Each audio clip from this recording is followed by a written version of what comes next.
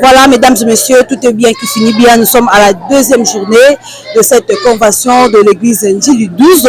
Alors, nous allons prendre Maman Thérèse, qui a été la première intervenante. C'est avec elle que nous allons passer ce bon moment. Elle va nous parler de ses impressions par rapport à cette activité, à qui je dis bonjour, maman. Bonjour, maman. Bonjour, maman. Maman, mais quand on peut se présenter brièvement, ok, merci d'abord pour la parole. Ngai comme ngai Maman Thérèse Mouss. Nazaka servante, vice-présidente na Bethel Marumbu 1. De temps en temps ya Osambela. Merci beaucoup. Tomonio Aozaki, première intervenante. Alors, quelles sont vos impressions quant à l'activité Ndengeli et puis le choix a été porté sur vous, l'intervenante il y a deuxième jour. Tant le mec qui s'engouane qui va nous pour intervenir na Bosangani ba maman et ça là que Ndengeli. Bon, merci pour la question. Quand on va ébisinga que nous allons l'intervenante, comprendre les achats en Zambie, d'accepter tout ce que les musala. Moi, na boya exacté parce que tout bien ami pour na kosala la Zambie musala. J'étais vraiment dispo et j'ai eu le temps de me préparer. Tout y est na minulo ango, vraiment on avait prié Dieu et le Seigneur a été avec nous. Au salimi minulo na biso et l'équipe qui to comme ma casse parce que le Seigneur était au contrôle de toutes choses. Oui, vraiment il était au rendez-vous. Na thème pe tozalaki nango eza thème ya mutu ya makasi. Eza thème mo beaucoup. Ko mingi tokomi kolobela kaka ba prospérité, tokomi kolobela kaka ba voyage, ko pa moi mabala ainsi de suite. Mais oyo tozalaki na mate ya thème to pamboli nanu pasteur na biso oya ponaki thème donc que le Seigneur les bénisse. Aponi thème ezozongisa biso penza na makomi. Nde tolobeli likolo ya mwasi thème ezalaki ete la femme il y a l'assurance du salut. Pour ceux qui toye église toye pona salut. Mais tomoni tokomi kozongisa salut yango sima tokipe yango te tokomi kotala ka makambo ya mokili. Tokomi kotala ba voyage, ba futilité. Or que Bible dit le cherchez premièrement le royaume de Dieu et le reste sera donné par surprise. Donc comment qu'on luka futilité au lieu de luka oza ya mutu ya makasi. Alors na temo ba pesa na sepela ki makasi il fallait parler aux mamans tozonga ata tozili kopengwa mais il y a encore du temps et c'est possible ya biso kozonga toyeba kotambola na kati ya sainteté parce que le Dieu à qui nous avons cru c'est un Dieu saint. Il est 3 fois saint. Alobi apesi biso recommandation lobi tozala pe ba santu lokoli ye moko azali musantu. Nde yango na fallait tolobela ba mama toluka bo santu. Cherchons la sanctification, cherchons la sainteté. Na kotambola na biso, na elobeli na biso, na kovanda na biso, na comportement na biso, to travailler comportement na biso, ba caractère na biso, de sorte que to tambola na kati ya sainteté et ça va nous permettre ya kozala na kati na bomo ya seko. Merci beaucoup Maman Thérèse. Parlons un peu de la femme. Quelle est la mission de la femme sur terre et dans l'église? La femme a une grande mission et le Seigneur lui a donné dès le commencement du monde. Zamba kela mwasi apesi mukumba. Tabu mwasi azoze journaliser akoboko la zema na 9 mois na kati ya libomo naye. Akobimisa mwana na bandiko boko la mwana. Tout va dire mukile balobi éduquer une femme, c'est éduquer toute une nation. Donc pour dire que la femme est très très importante et elle a vraiment une grande charge. Donc sengeli tozongisa ba maman na kati ya matei wana ba comprendre que baza na charge. Pas plus de conscience voilà. Toi qui es inconscient, toi qui perds conscience. Très bien. Faut ba maman tozala na kati ya conscience to yé ba charge toza nango na ba foyer na biso devant mibali na biso to tia mibali na biso na bisika na bango. Parce que Bible le dit femme soyez soumise. Nous devons être soumises devant nos maris. Nous devons être de mise à part pour servir Christ. Pour le salut de nos âmes. et l'autre yeli na kati église yango wana nde l'autre tei ba maman. Vraiment, nous avons besoin d'être sauvés. Nous avons besoin du salut de tous ces âmes, qu'ils soient toutes sauvées. Ça sera notre grande joie. Merci. Voilà, nous sommes avec l'une des servantes de Dieu, Maman Chantal Ntembani, et avec elle nous allons passer ce bon moment. Elle a travaillé aussi pendant cette activité. Elle va nous donner ses impressions. Maman Chantal, bonjour. Bonjour, Yaya, grâce. Merci vraiment donc on a chose pour répondre à la carte activité monene oyo le ko la moi nzambe le ko servante de Dieu l'impression dans les années côté l'activité ndenge les kan l'impression nga eza que vraiment ndenge ba activité les kani na thème oyo ba exploiter na kata lululu oyo eza thème moko vraiment malamu oyo ezongisi biso na betel ya kala ba mateya oyo ezalaki pema fondement oyo qui solide na ba mateya na biso ya kala. Par rapport à la matière ya lilo vraiment tozongisima vraiment ezongisi biso et epesi biso susu kosa ya kozonga ndenge tozalaki na ebandeli par rapport ya lilo ndenge kilizo benga kilelo ndenge komi échanger ba matière échanger makambo ebele alors yango biso totali que non il faut tozonga à l'arrière pour que to avancer malamu faut tosala mwa pa moko susu na sima yango tozongi pa toutaki ya matière na biso oyo touta nango kala oyo salaka que lelo tozala renommé comme les femmes brillantes na Kinshasa. Il y a une différence entre la génération et la génération lelo. D'abord s'il faut répondre yo le la génération et les kaki la quatrième génération de massacre pengolo zala au comment makamuni sko les cas génération ni est mieux et puis conseil mieux coopérer ça la génération oyo en tout cas conseil na biso ezali que mon item na biso source na ezali les sali ndenge to ba intervenante mususu ba utikoloba soki to na église c'est pour les salis premièrement c'est pour les salis. Bible même est le bien chercher premièrement le royaume des cieux et ce qui reste vous sera donné par-dessus. Ndenge tozolo ba lelo malelo maté komi mapamboli mabala misala c'est les choses qui viendront du colo il y a les salis.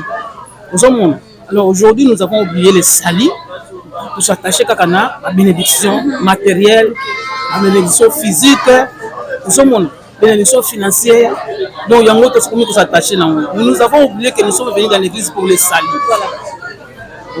Alors yangwana conseil nanga ezali ke kozonga totala Zamba tindi biso na mokili pourquoi c'est pour nous sauver. C'est lui-même il a donné sa vie pour nous sauver. Pourquoi yemo ka pesa ibo moine pour abikisa biso pourquoi pas biso pe to mi pesa pour que to azwa sali yango. Donc pour on doit pe sali yango o Jésus a ki ko pesa biso il faut biso moko pe to se donner pour na kozwa yango. Zomon pour se donner comment à retambola conformément la parole de Dieu. Dans la sainteté, dans la modestie, dans l'amour, vous comprenez. Et dans la foi. Parce que la Bible dit sans la foi, personne ne peut être agréable à Dieu. Donc, nous sommes obligés d'avoir la foi pour être sauvés. Nous sommes obligés de marcher dans la sainteté pour être sauvés. Nous sommes obligés d'avoir l'amour en nous pour être sauvés. Et marcher dans la modestie. Là, tu as mal, accoutrement est bien, coiffure il y a bien. Pour la banzo, tu as biso parce que il faut que la sainteté, c'est les autres bandanes, accoutrement na biso, na motema na biso, faut monter mais à la paix toi et libanda paix est à la paix. C'est ça notre but. Ya kozonga sabatu na eloko wana pour que pour azala ayi ba ke pour azala sauver faut marcher na ba biloko wana. Ce qui est exact de salut pour toi néant. Nous sommes avec notre maman Pauline Kalambayi. Elle a été notre deuxième intervenante. Avec elle, elle a vraiment parlé de grandes choses. Otoyoka Kala, Toyoka donne impression et pourquoi thème naïe et Vana qui plus sur la modestie. Bonjour maman Pauline Kalambayi. Bonjour Yaya. Maman Pauline Kalambayi, impression d'abord le la maman pasteur. Vous allez moi aussi à Ange de l'église Oyo, de l'Injil quartier 12. Alors, quelle est votre impression? Comment on a activité de l'équipe pendant ces 2 jours d'abord? Bon, activité l'équipe bien et l'équipe kitoko to bonde la ki to yebisa kinzambe ko to mona ki déjà thème central na biso tant to mona ki motuya nango to mona ki ke ba thème ya bo sata ko sepela te le monde de ténèbres ko sepela te ke bana na nzambe baya ko bakangola mako babikisama ikambo alobi ko sata sepela kanango te ye afrena ka batu po alingi mukolo ya suka batebele bakene na ngambo na ye vraiment to kumisi nzambe po to bondela ki to yebisa kinzambe atinda baoya ye po to komi na suka bokili ekomi na suka ntango eza lisusu te toyebisaki nzambe atinda bana na ye baeli baoyo aza na posa ete bakota na bokonzi na ye tobondelaki tomoni mpe nzambe amikumisi bamama baye banda lobi premier jour lelo mpe deuxième jour tomoni bamama baye na bilenge tokumisi nzambe mpo eleki vraiment bien bana na nzambe mpe balandi mateya ndenge esengeli na basuteme kitoko oyo tozalaki nango mpona 6e convention na biso. Merci maman, parlons un peu de votre soutien. Maman Vandaki mingi sur la modestie. N'habite motivation maman utaki pour maman Vanda la modestie. Amona ki loko moko boye tengami ezoni boye ndi telebisa ki abitenga le loko telemaka na modestie na la msamwasi. Bon, tout d'abord, thème na ngai biso souvent so toza na milulu pasteur na biso mutakolelaka biso thème. Soka azweli biso thème principal atel biso pe ba sous-thème. Siko na ba sous-thème esalamaki ke présidente na ngai lokola tozalaki 3 oratrices tango atalaki aponeli ngai sous-thème wana ye moko atalaki amoni ke non la modestie oyo avec maman Pauline akoteya yango bien yango wana apesaki ngai sous-thème wana po bible pe lobi muntu apesa kaka oyo aza nango donc ba sous-thème ezalaki elle persévère dans l'amour, dans la sainteté et dans la modestie. Bon, dans la foi, ezalaki évangéliste na biso papa Jerindu Kande ye babongiselaki sous-thème wana ye alobela mpona foi. Omoni mpe lokola ezalaki 2 jours ye moto azalaki mpe intervenant ya liboso afongolaki na la foi. Po omoni efalaki tobanda nano na kondima premier jour soki tondimaki ye yango moni toye kozonga pe deuxième jour po tolanda mateya nyonso yango moni azwaki premier jour balingaki kolobela mingi sur la foi efalaki tobanda nano na kondima ozomona po kondima bible elobi ezali kouta na oyo tozali koyoka tellement toyokaki alobeli biso sur la foi tondimi mpe tozwi foi wana yango esalaki ete toya kosukisa lelo donc sous-thème na ngai mama présidente na ngai moto aponelaki ngai sous-thème wana nalobela mpona modestie. olobeli modestie kasi ovandaki mpenza kati ya modestie. Alors mpona génération oyo elo mama pasteur nini okoki kobanda mokuse ta mosusu jeune fille moko azalaki libaku malamu ya kodala na kati ya église te me akolandaka na nzela bilingi ayoka part na ye na mokuse brèvement na génération ya lelo valeur ya mwasi mpona yo quelle est la valeur de la femme dans l'église et dans la société? Bon tomonaki mwasi abungisi valeur na ye likolo kaka ya elateli à partir ya elateli mwasi azomiyeba te ke aza nani et pourtant bible elobi na biso nzoto na biso ezali etempelo na molimo mosantu ezali evandeli na yawe ezambe esengeli na biso ndenge balobi na biso na Timothée 1 Timothée 2:9 elobi na biso ntango mwasi azali kolata esengeli azipa abomba nzoto na ye malamu lolenge esengeli po omoni nzoto ya mwasi nzambe ndenge akeli biso nzoto ya mwasi eza na baparti mosusu ya nzoto ya mwasi eza malamu te mibali nyonso bamona yango donc eza na baparti mosusu jeune fille ntango oza nanu kokola epai na bino esengeli obomba yango jalousement eza kaka mpona mobali oyo akobala yo ozomona meme kimoseka na yo esengeli kobatela yango kaka mobali oyo akobala yo nde akende kosepela na yango yango wana tomonaki ke bana basi ebele lelo bazoyeba lisusu valeur ya kimoseka te bazoyeba lisusu valeur ya nzoto na bango te bazomona nzoto ekomi eloko moko pamba ya kobanda kotalisa yango bato nyonso koleka mopepere nyonso epourtant nzoto eza eloko ya motuya po esengeli na biso tobatela malamu ozomona yango wana tomonaki ke tolobela bilenge lelo likolo ya modestie bayeba kolata malamu mpona kobomba nzoto. Merci beaucoup maman. Voilà, messieurs, mesdames, nous sommes là avec Maman Jeanne Moula Mutombo, Maman Bennett. Alors, avec elle, nous allons parler d'une petite synthèse juste. Elle a été la directrice de notre programme. Elle va nous donner ses impressions par rapport à la journée d'aujourd'hui, maman. Et quelle a été l'impression de Bino par rapport à Moukaelo, de Marambole, quelle a qui, Boanek au rêvé. Voilà, maman, vos impressions par rapport à la journée de Boanek au rêvé. Nous avons latine, tous ces 2 jours consommés. Nous avons par rapport à l'activité lesquelles. Personnellement, nazali ko remercier Nzambe puisque depuis le mois de janvier tobandaki kobondela koyebisa Nzambe ke assisté biso po tokoma na journal lelo. Impression nanga ezali vis-à-vis na mateya ya boye toyoka ngo kala esengeli elekanaka po ete tobanda ko encadrer ba jeune sœur na biso po ete batambolaka libanda ya libana Nzambe te mais batikala na ici dit le Seigneur. Na sepeli pona ba maman ba intervenir en tout cas bazaki à la hauteur Nzamba pambola bango ba biloko ya boye e umela na kati na biso na kombo na Yesu Kristo amen. Alors, toujours sur l'impression, il y a mon participante, Madame Servante de Dieu, Azali Mosi, ya Mosali Nzambe, Azali Pasteur, mon copain Katina Betel, na kombo ya Maman Julie Asimbo, Autopesimbo Tembote, Maman Julie. Tomoni awa na kati ya convention oyo église oyo ezali pe yo lekaki awa okamba pe kasi leo pe oko assister bandeko oyo batika bazo kamba kasi impression ezali nini retenir na kati ya convention oyo ndenge assister.